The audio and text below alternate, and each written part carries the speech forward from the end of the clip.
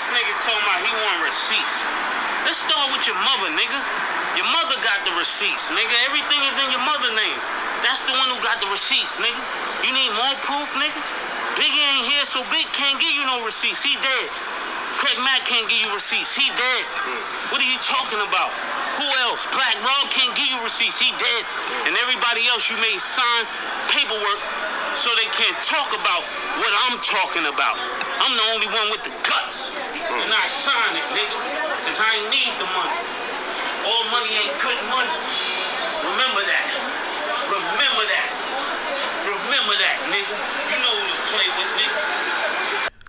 Good evening, ladies and gentlemen. Welcome back to another episode from Leo World News. I appreciate you for tuning in. And if you haven't already hit that subscribe button, please hit that button and subscribe to the channel. All subscriptions are appreciated. Sorry, it's been a while since I have posted, blogged. I've been blogging, so if you haven't been following with Leo World News, we've been steady with that. But I took some time off from the podcast and just been real busy. The new fall season, I got kids and other duties that go on, so I just been real busy. And also just the motivation just ain't really been there. But now that Diddy apparently is back outside, I had to jump on this. Diddy's outside.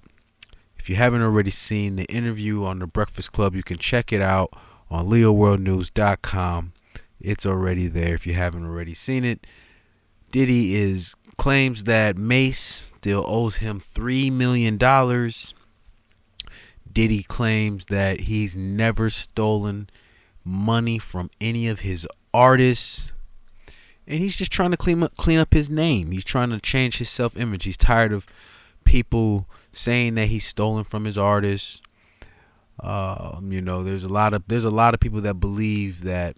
I mean, it's not even believe. Just take a look at some of the artists, like we'll just name here, and how their careers ended. G-Dep, Craig Mack, Loon. Even though I think him and Loon kind of made amends. He wasn't in like Dubai or something with him. Diddy probably paid the whole way or gave him a bag or whatever. But I don't know. If we hear something from Loon, maybe we'll see. But I thought them two were good. But you definitely know G-Dep, Black Rob, Mace. A lot of these people weren't happy with him, and they weren't happy in how their careers ended with Diddy. So, and now he's over here trying to change his ways. But I also just believe that I think that Diddy was just drinking too much. He had too much of that De Leon. He was clearly saucy on the show and just talking. He probably feels that way, but there's a lot of his artists that feel that he stole money from him. And we got the audio of Black Rob here in case you guys forgot. I hope ain't nobody forgot about the audio that Black Rob did before he passed. We're just gonna get straight into that right now. Since back then, you had to really be a spitter, come out with some creativity. Up north, I only listen to like 2 or 3 niggas. You feel me? You know what I'm saying? Kiss. You know what I'm saying? Fifth. You know what I'm saying? And probably Banks. Look who I was hanging with. You know what I'm saying? Big. You know what I'm saying? Locks. Mace. Everybody on that label was gold and platinum.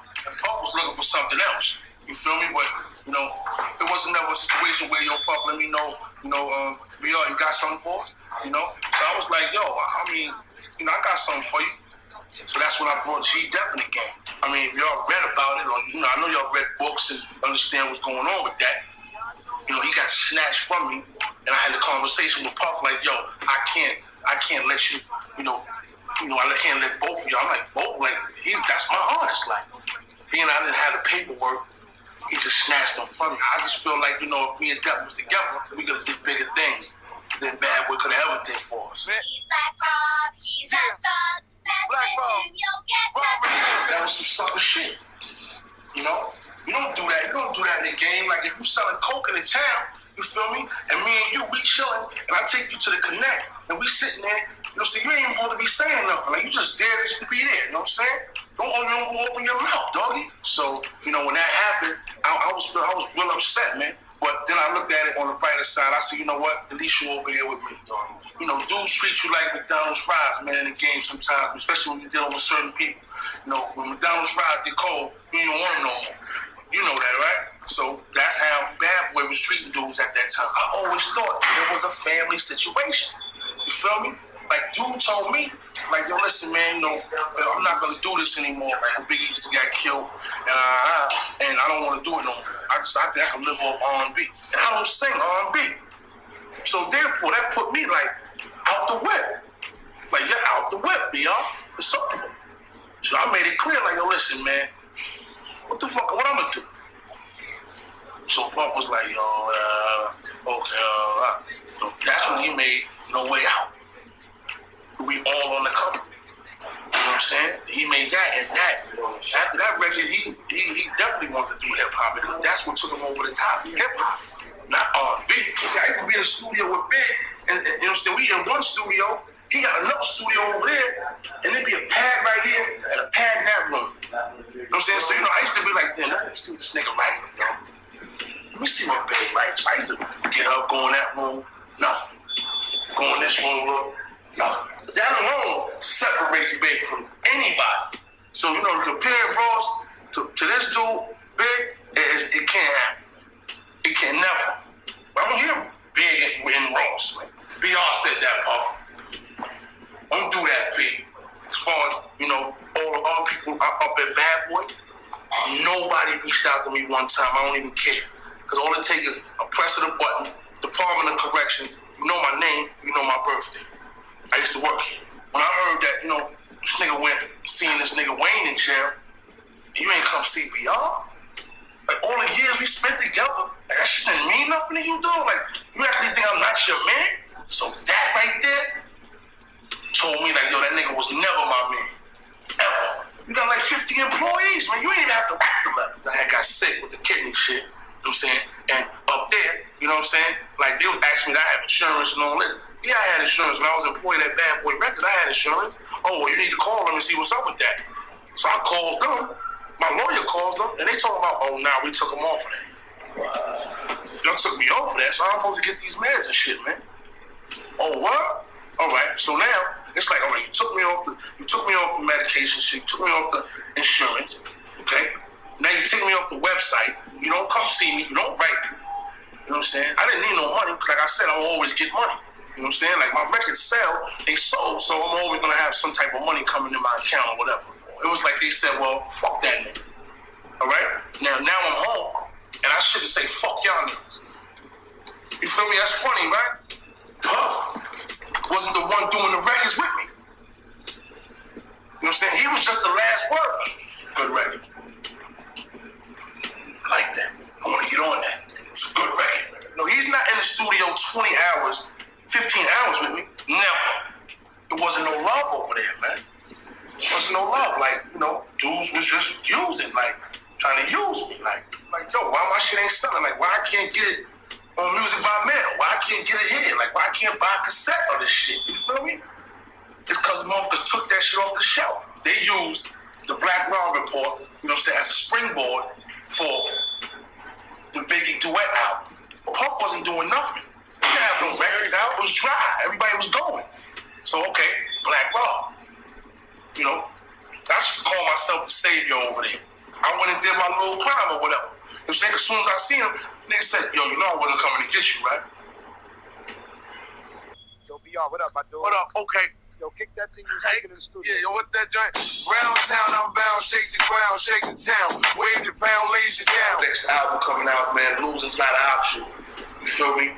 That's what I'm doing. You know what I'm saying? Because I refuse to lose right now. You feel me? I got a lot to talk about. I got a lot of songs that talk about, my whole life as a whole. Got some songs talk about, the periods we've been talking about, what I was doing then, or how I'm going to do right now, or what I was doing during the time when this record was out. 4 years of being locked down, but that's a lot of time to really sit down and think, man.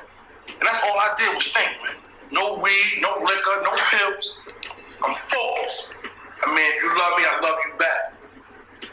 If you hate me, fuck you. See me when you see me. I'll punch you in the fucking face. And there you have it. And R.I.P. G-Dep.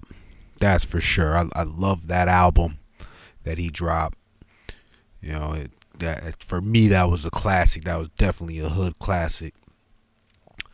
R.I.P. G Dep. But I you know, and and doing the research in this, finding out that that's how G Dep got to know Diddy, is that he came through Black Rob, that was kind of interesting too.